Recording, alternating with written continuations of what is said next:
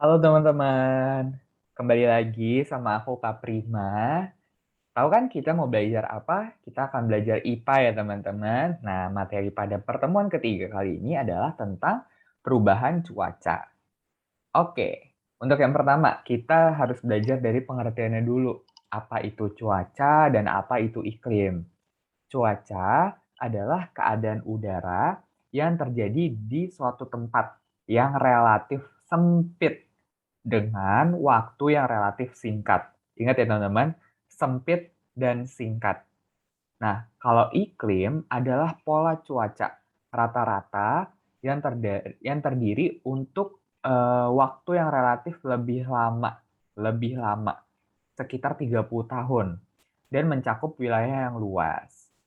Ingat ya, cuaca tempat yang relatif sempit dengan waktu yang singkat. Kalau iklim, waktu yang lebih lama dan wilayah yang luas. Itu perbedaannya. Perbedaannya ada di waktu dan wilayahnya. Nah, coba mulai diingat ya, mulai dihafal. Oke, kita lanjut. Nah, ini kita akan belajar sebagai pengetahuan tambahan kita. Ada namanya meteorologi dan klimatologi. Meteorologi adalah ilmu yang mempelajari cuaca. Kalau klimatologi adalah ilmu yang mempelajari iklim. Iklim, klimatologi. Gampang ya ngafalinnya ya. Meteorologi mempelajari cuaca, klimatologi mempelajari iklim. Nah, ini ada kaitannya dengan BMKG, teman-teman. Pasti pernah dengar dong di berita tentang BMKG. Nah, BMKG ini adalah Badan Meteorologi, Klimatologi, dan Geofisika. Ini adalah sebuah badan di Indonesia yang mencatat dan menyelidiki cuaca. Jadi kalau kalian pernah nonton berita, misal besok tanggal segini hujan gitu, misal. Itu yang menyelidiki adalah BMKG. Jadi yang bisa tahu BMKG. Nah, BMKG yang punya alat-alat yang cukup canggih ya teman-teman. Gitu. Oke, kita lanjut. Nah, sebelum ini, kalau misalnya ada pertanyaan, ditulis dulu, nanti pas pertemuan ditanyain ya. Oke, kita akan belajar tentang keadaan cuaca. Cuaca panas. Cuaca panas ciri-cirinya ini kita bisa apa ya, bisa ngelihat sendiri aja, nggak perlu dihafal banget sebenarnya. Kita bisa bayangin di otak kita. Oh, kalau panas artinya apa ya, Kak? Artinya adalah mataharinya bersinar terang, udaranya panas, kulit bisa terbakar, suhu tinggi, karena nggak ada awannya. Awannya sangat sedikit banget gitu. Oke, ini cuaca cerah. Kita lanjut ke cuaca cerah. Ini mirip-mirip sama cuaca panas. Kalau tadi cuaca panas sangat panas banget, awannya sedikit. Nah, kalau cuaca cerah ini mataharinya lebih ke cerah, bersifat cerah. Terus udaranya hangat, nggak panas-panas banget.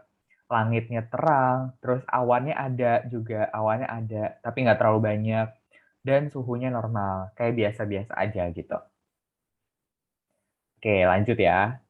Ke cuaca berawan. Kalau cuaca berawan ini mataharinya mulai tertutupi oleh awan, meskipun masih ada terlihat dikit-dikit gitu. Terus awannya mulai ada tanda-tanda menebal, langitnya ada tanda-tanda mulai menggelap. Terus nah ini sebagai tanda-tanda turun hujan ya teman-teman. Nah habis itu cuaca hujan. Cuaca hujan adalah kalau kita lihat ada air jatuh dari langit. Mataharinya udah nggak kelihatan, gelap banget kan suasananya. Dan suhunya biasanya dingin gitu. Oke, lanjut ya. Nah, ini kita pelajarin simbol-simbol cuaca. Biasanya gini ada di peta atau di jalan-jalan gitu biasanya terlihat. Ini malam hari cerah dilewatin aja. Ini simbol hujan. Awannya gelap banget kan, ada air turun-turun gitu. Kalau mendung, mendung tuh cuma awan gelap yang banyak. Cerah matahari aja gambarnya dan berawan, mataharinya sedikit tertutupi oleh awan, tapi tetap cerah gitu. Oke, lanjut. Nah, kita akan belajar tentang pengaruh keadaan manusia dengan kondisi cuaca. Maksudnya apa sih, Kak? Jadi kalau misalkan cuacanya kayak gini, manusia biasanya ngapain sih? Gitu maksudnya. Nah, kalau cuaca panas dan cerah, biasanya manusia pakai baju yang menyerap keringat. Terus, kalau cuaca cerah, biasanya kalian ke warung beli es atau beli es kelapa, biasanya untuk menyegarkan tubuh gitu. Terus petani bercocok tanam. Petani juga ada yang membuat garam di laut gitu. Dan kita kalau misalnya cuacanya panas dan cerah, kita banyak menjemur pakaian supaya lebih cepat kering gitu. Oke, kalau cuacanya berawan. Kalau cuacanya berawan ngapain nih? Kalau cuacanya berawan itu aktivitasnya kayak biasa aja.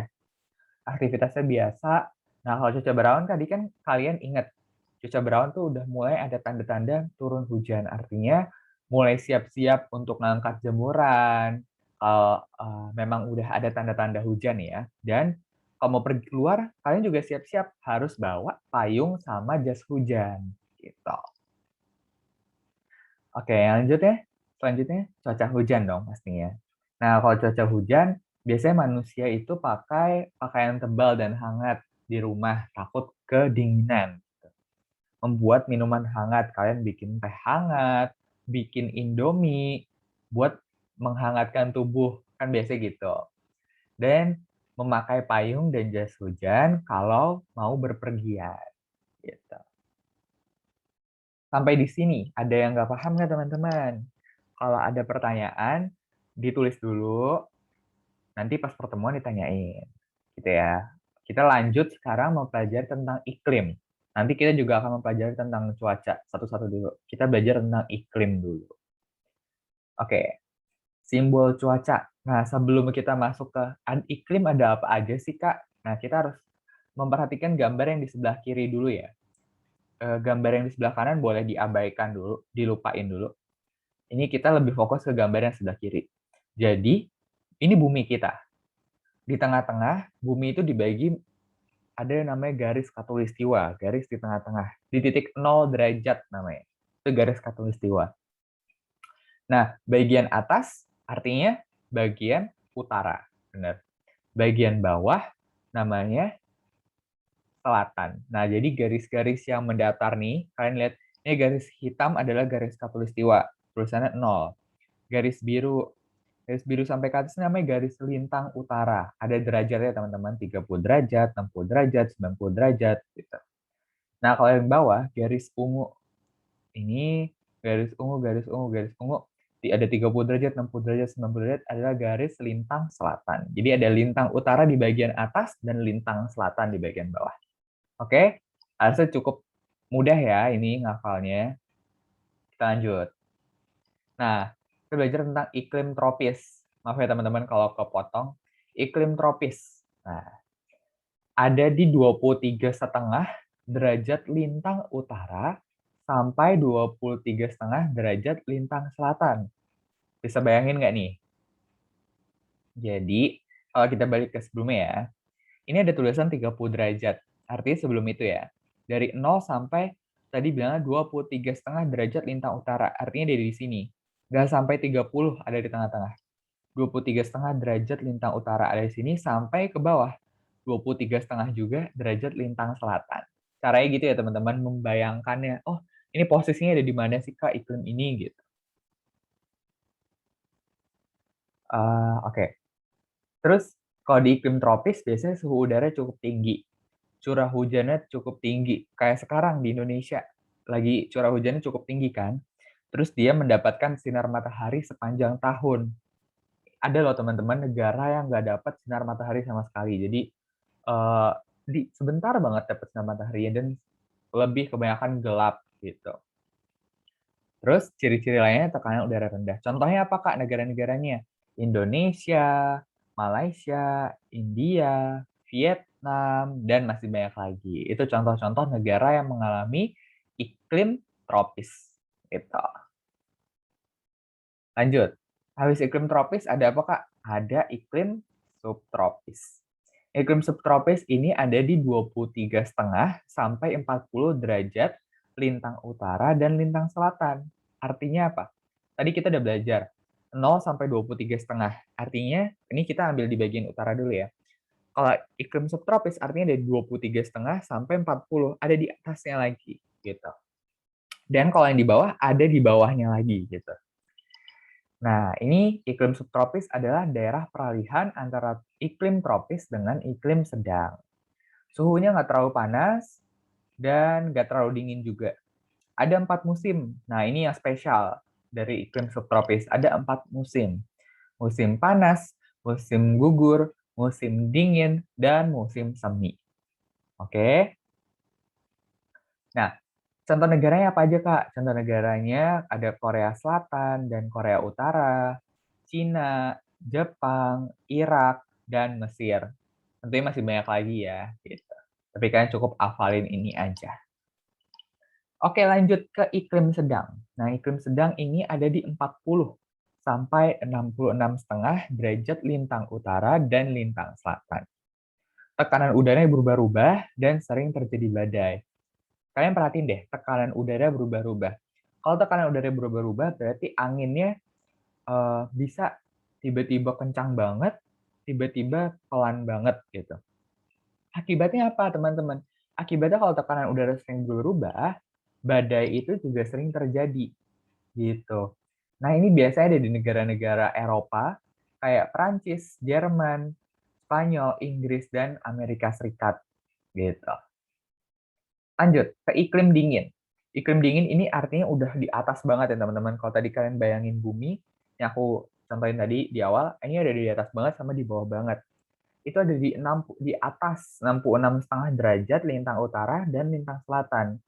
Nah, ini cukup unik juga pada negara-negara di iklim dingin karena suhu pada musim dinginnya itu sangat dingin, ekstrim banget.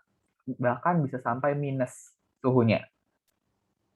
Terus suhu pada musim panasnya terasa sejuk dan nggak terlalu panas karena mataharinya nggak kecil gitu, jadi sedikit nggak kerasa sinar mataharinya sampai ke daerah-daerah sana. Nah, suhunya sangat rendah kan teman-teman, tadi aku bilang, bahkan bisa sampai minus di bawah 0 derajat Celcius. Nah, sehingga ada salju abadi gitu. Contohnya negaranya apa, Kak? Bukan negara, tapi ini lebih ke kutub utara dan kutub selatan. Di paling atas banget dan paling bawah banget. Itu biasanya kalian kalau lihat di TV-TV ada tempat salju gitu. Biasanya ada penguin, ada itu namanya di kutub utara dan kutub selatan gitu. Oke, sampai di sini ada yang bingung nggak teman-teman? Kalau bingung boleh disampaikan aja. Terus ditulis pertanyaannya, ditanyain pas pertemuan. Kita lanjut ya, kita lanjut mempelajari tentang musim. Nah, musim. Tadi ada di iklim subtropis ya. Ada 4. Yang pertama musim semi. Nah, musim semi ini kalian gampang aja ingetnya. Peralihan dari musim dingin ke musim panas. Musim dingin ke musim panas. Nah, ini di bumi bagian utara sama bumi bagian selatan mengalaminya pada tanggal yang berbeda ya teman-teman. Bumi bagian utara mengalaminya di 21 Maret sampai 21 Juni nih musim seminya. Namun di bumi bagian selatannya terjadi musim semi di 23 September sampai 21 Desember. Musim semi disebut juga musim bunga. Jadi banyak bunga bermekaran gitu pada saat musim semi. Dan siangnya lebih panjang daripada malam. Artinya, negara-negara yang mengalami musim semi, siangnya lebih panjang daripada malam. Maksudnya apa, Kak? Maksudnya, misal kalau di Indonesia jam 6 sore udah mulai menunjukkan malam atau cuacanya udah suasananya udah mulai gelap, namun di sana jam 6 sore biasanya masih agak terang dan baru gelap misal di jam 9 malam gitu teman-teman. Beda sama di Indonesia. Nah, habis musim semi pastinya kita ke musim panas. Musim panas ini di bumi belahan utara terjadi di 21 Juni sampai 23 September. Kalau di bumi bagian selatan terjadi di 21 Desember sampai 21 Maret. Nah, ini biasanya pada masa-masa ini adalah masa-masa liburan sekolah. Dan buah serta tumbuhan biasanya lagi ditanam oleh petani atau dalam masa pertumbuhan. Terus supaya pertumbuhan lebih cepat karena musim panas kan, mendapatkan sinar matahari, dan tentunya banyak orang-orang berjemur ke pantai nih. Gitu. Habis musim panas, musim apa? Musim gugur. Musim gugur ini, kalau tadi musim semi adalah peralihan dari musim dingin ke musim panas, musim gugur adalah peralihan dari musim panas ke musim dingin. Nah, ini terjadi di bumi belahan utara, yaitu di 23 September sampai 21 Desember. Kalau di bumi bagian selatannya terjadi di 21 Maret sampai 21 Juni. Disebut juga musim panen. Setelah tadi di musim panas kita menanam, petaninya banyak menanam. Nah, di musim gugur ini, petani banyak memanen hasil panenannya. Terus banyak pohon menggugurkan daunnya. Jadi nggak heran kalau misalkan kalian pernah lihat di TV musim gugur itu banyak daun-daun berjatuhan di jalanan gitu. Dan ini hawanya cukup dingin karena kita lihat tadi peralihan dari musim panas ke musim dingin. Jadi cuacanya udah mulai dingin, teman-teman. Oke, yang terakhir, musim dingin. Musim dingin ini di bumi belahan utara terjadi di 21 Desember sampai 21 Maret. Namun, di bumi bagian selatan terjadi di 21 Juni sampai 23 September. Ini disebut juga musim salju, sehingga suhunya sangat dingin. Oke, terima kasih buat teman-teman yang udah memperhatikan dari awal hingga akhir. Aku ingetin lagi, kalau ada pertanyaan boleh langsung ditulis dan ditanyain pas pertemuan. Segitu dulu dari aku. Terima kasih dan selamat belajar lagi. Dadah.